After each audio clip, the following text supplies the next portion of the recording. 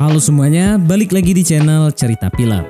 Kali ini Mimin akan menceritakan sebuah film action yang sangat menarik tentunya.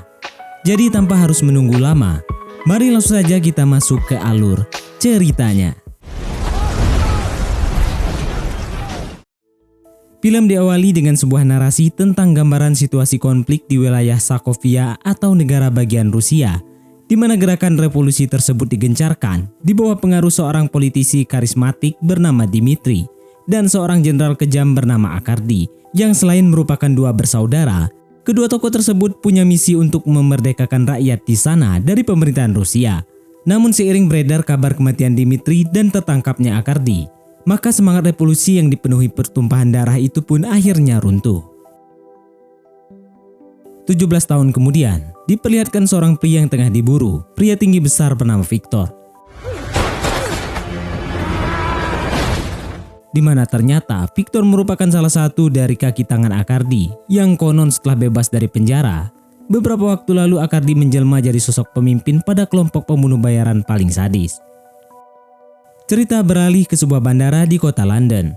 Kita pun akan diperkenalkan pada seorang mantan anggota pasukan khusus Amerika yang bernama Mike. Sementara di tempat lain, diperlihatkan juga seorang gadis remaja bernama Dani yang tengah berusaha kabur dari rumahnya. Namun di saat bersamaan, Mike datang sekaligus menggagalkan aksi nakal yang dilakukan Dani tersebut. Belakangan diketahui ternyata Mike sering datang menjenguk keadaan Dani dan ibunya. Sebagaimana dulu, Mike telah berjanji kepada mendiang ayah Dani sesaat sebelum beliau tewas pada sebuah pertempuran. Dan terkait hal itu, kedatangan Mike kali ini bermaksud untuk mengajak Dani menonton sebuah pertandingan bola. Alhasil, larangan keluar rumah untuk Dani pun dicabut sang ibu untuk sementara waktu.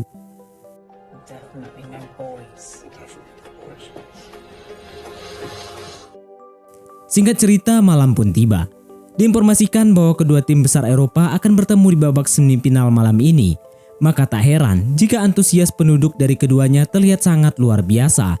Begitupun Dani yang mendukung klub West Ham sebagai satu-satunya tim kebanggaan tuan rumah yang masih bertahan. Di balik kerumunan penonton yang terus berdatangan, petugas pun mengizinkan masuk seorang jurnalis dan beberapa tim kesehatan yang dari sepintas terlihat ada gelagat mereka yang cukup mencurigakan. Sementara di saat bersamaan, para pemain dari kedua tim sudah memasuki lapangan. Artinya pertandingan antara West Ham dan lawan tim Dinamo FC yang datang dari negara Sokovia Rusia pun akan segera dimulai. Berbeda dengan Mike yang sama sekali tak mengerti sepak bola, Dani bahkan langsung teringat pada mendiang sang ayah yang tentunya sangat mengharapkan mau menonton bareng seperti ini. Maka untuk mengalihkan ingatan tersebut, Dani meminta agar diberikan hotdog dan Mike pun menurutinya walau harus menunggu antrian cukup lama. Sejalan dengan itu, mereka sengaja melihat pergerakan si pria jurnalis tadi yang meski sedikit mencurigakan, tetapi Mike malah mengabaikannya. Padahal, pria itu ternyata adalah seorang hacker yang ditugaskan Akardi untuk memanipulasi sistem CCTV stadion yang dengan cara tersebut, Akardi CS bisa menjalankan serangkaian rencana jahatnya tanpa ketahuan.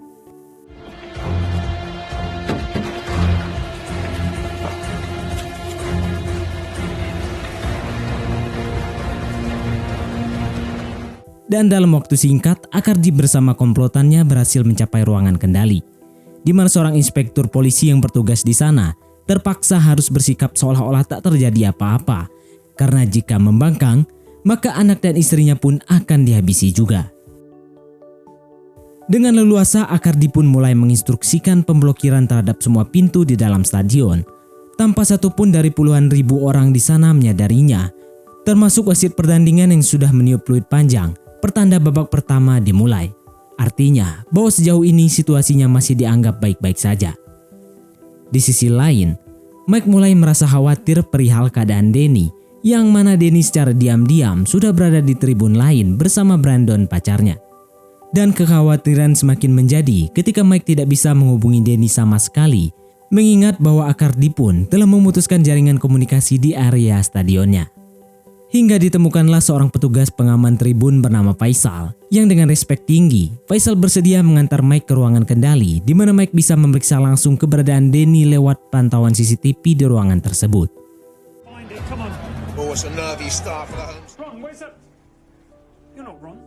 Namun sejalan dengan itu, Mike tiba-tiba merasa janggal dengan perihal pria penunggu lift yang dari sekilas, Faisal pun bisa memastikan jika pria ini berbeda dengan foto pada tanda pengenalnya. Dan tiba-tiba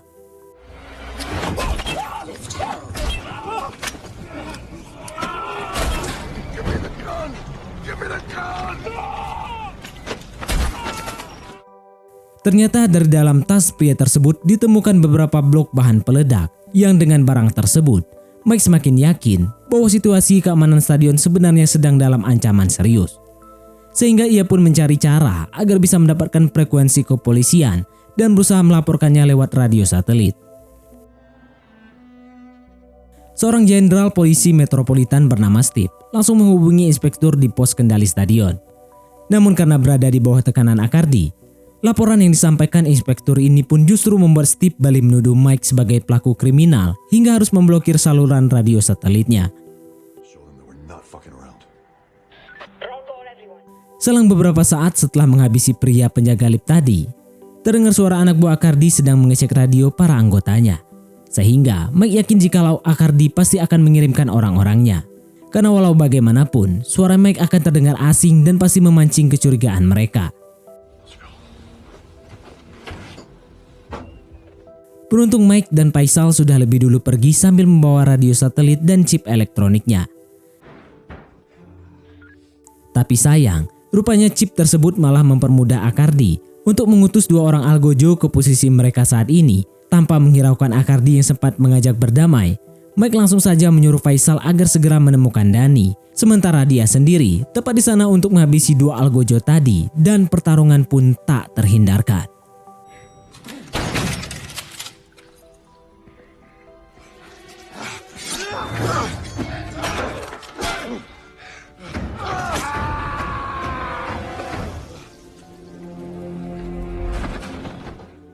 Ketangguhan Mike pun terbukti saat mampu membuat dua lawannya tak berdaya.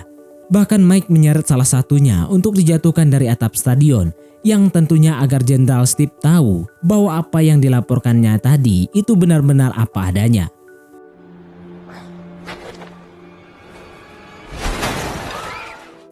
Pada akhirnya, Steve dan pasukannya pun tiba di halaman stadion untuk Mike. Meski dalam hal ini, Mike sendiri masih belum tahu apa motif dari aksi yang dilakukan Akardi CS. Yang jelas, Mike hanya fokus untuk menyelamatkan Danny dan selebihnya biar Steve dan kepolisian saja yang tangani. Di sisi lain, Akardi CS mulai bergerak menuju stadion yang tengah menyiarkan pertandingan. Lalu dengan wataknya yang dikenal kejam, Akardi mendesak para kru televisi untuk menyiarkan maksud dari semua aksinya secara live. Dari sini terungkap bahwa aksi sabotase Akardi ini bertujuan untuk menggertak pemerintah Inggris terkait sosok penting yang mereka anggap sebagai penjahat perang, yaitu Dimitri. Selain ternyata masih hidup, mereka juga tahu jikalau Dimitri berada di tengah puluhan ribu penonton dalam stadion ini. Sehingga jika mereka tidak segera diberitahu lokasi keberadaannya, maka sebanyak 100 blok bom siap meledak dalam waktu 90 menit dengan mengklik tombol remote-nya saja. Seketika Steve terlihat panik dan langsung meminta bantuan dari pihak militer. Sementara Mike terus mensupport pencarian Faisal serta memintanya untuk tetap menjaga kecurigaan orang-orang di dalam stadion yang sejauh ini masih belum menyadari tentang kondisi yang sebenarnya. Beralih ke pojok lain stadion, di mana Danny nampak tengah bersama si Brandon yang sudah mulai nyosor-nyosor. Sampai akhirnya, Danny menyadari betul ucapan Mike sebelumnya bahwa si Brandon ini memang tipikal pemuda tukang cabul. Di saat yang bersamaan, Steve kedatangan seorang detektif untuk meneliti mayat yang tadi Mike lemparkan. Kendati pun Steve tak mengenalnya, tetapi yang jelas bahwa atasan Steve lah yang telah mengutus detektif tersebut. Dan ya, dari sekilas saja, Pak Detektif langsung bisa menyimpulkan bahwa persoalannya berkaitan dengan situasi politik terkini di Sokovia, Rusia, yakni terkait kabar Dimitri masih hidup, di mana faktanya konon kematian Dimitri sengaja dipalsukan dengan operasi plastik sebelum ia dipindahkan ke London lewat amnesti diplomasi. Dan alasan kenapa Akardi begitu berambisi memburunya, karena di mata dia dan pendukungnya saat ini, Dimitri hanyalah seorang pengkhianat revolusi. Di saat yang sama, Rupanya si hacker telah berhasil meretas semua data tentang Mike, bahwa termasuk seperti apa hubungannya dengan Danny. Maka dari itu, Akardi lantas menyuruh anak buahnya untuk segera menangkap Danny, sehingga Mike yang ketakutan pun spontan lari ke pinggir lapangan. Namun untungnya, kedua anak buah Akardi kalah cepat sama Faisal. Bersamaan dengan berakhirnya babak pertama, keberhasilan Faisal membawa lari Danny benar-benar telah membuat Akardi kesal, di mana Pak Inspektur lah yang kemudian jadi sasaran pelampiasannya. Singkat cerita, Faisal berhasil mempertemukan Danny kembali dengan Mike. Bahkan dia pun langsung menuntun keduanya melewati gerbang jalur sepintas. Akan tetapi, di sana rupanya terpasang sebuah alat pemicu yang tersambung langsung ke ruangan yang sudah dipenuhi ratusan blok bahan peledak.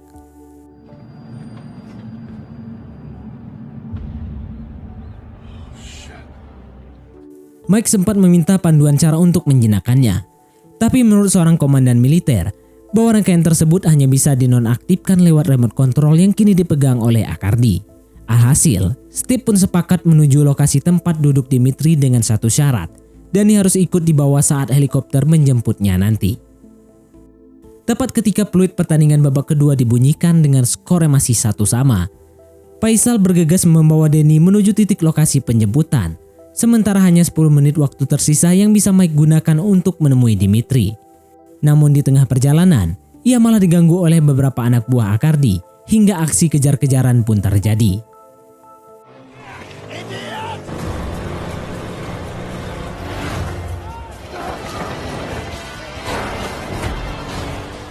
Tak peduli sedang pada posisi jalur yang salah, tapi Mike terus membawa lari motornya hingga ke atap stadion. Maka dengan terpaksa ia pun harus mengambil keputusan ekstrim ketika West Ham berhasil menambah skor keunggulan untuk sementara.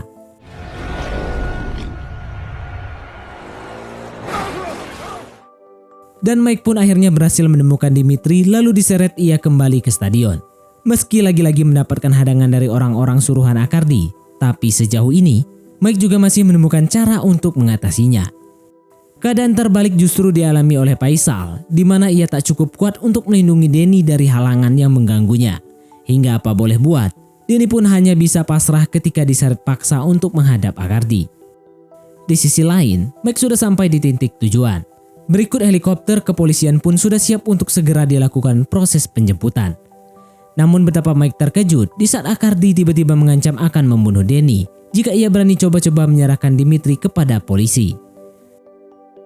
Situasi menjadi bertambah kacau ketika si detektif malah menginstruksikan tembakan terhadap Dimitri. Sebab menurutnya, Dimitri lebih baik mati beneran daripada harus jatuh ke tangan Akardi yang dari keputusan gegabah tersebut, Steve langsung mengeluarkannya dari penanganan kasus ini. Terlepas dari ancaman Akardi yang jelas membuat Mike hampir putus asa, Dimitri sempat mengajarkan Mike tentang filosofi sebuah pengorbanan. Namun dalam hal ini, Mike merasa sudah terlalu banyak yang jadi korban termasuk ayahnya Danny, sehingga Mike tak ingin lagi hal serupa terjadi pada Danny sendiri.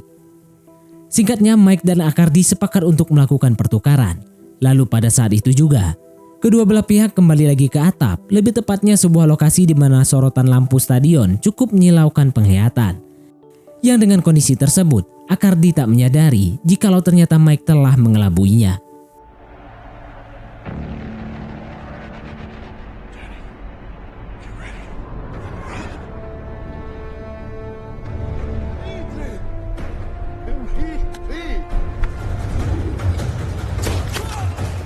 Dan karena harus menyusul Danny dan Dimitri, maka misi pertarungan Akardi pun dilimpahkan pada anak buah andalannya yang dengan skill bela diri si wanita ini, Mike harus berjuang mati-matian melindungi remote kontrolnya.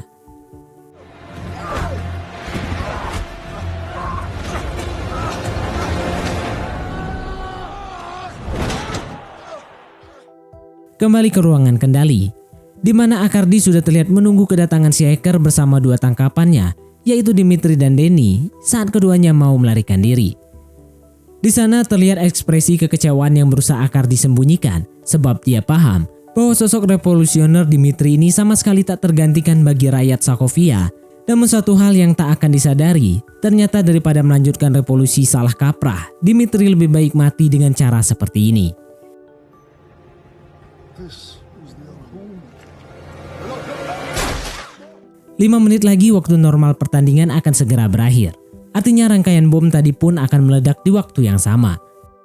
Selain khawatir dengan kondisi Danny yang belum tahu di mana, Mike juga harus menyuruh Faisal agar memindahkan ribuan penonton dekat area yang berpotensi terjadi ledakan.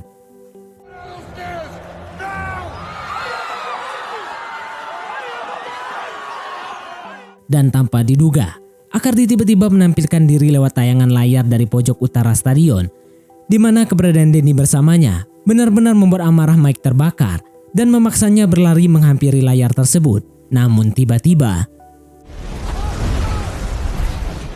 sesaat kemudian Mike baru sadar jika tayangan tadi bukanlah video langsung, sehingga ia yakin bahwa Danny masih hidup, mungkin bisa diselamatkan. Dan benar saja, dari sela kerumunan terlihat Danny bersama Akardi masih hidup, yang dengan sedikit perlawanannya terbukalah kesempatan Mike untuk menembak mati Akardi di tempat itu juga. Dan film pun tamat.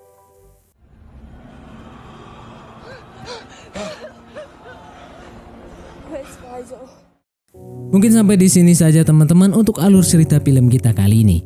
Terima kasih buat teman-teman yang telah mengikuti alur cerita film ini sampai selesai. Sekian dari saya, sampai jumpa di konten berikutnya.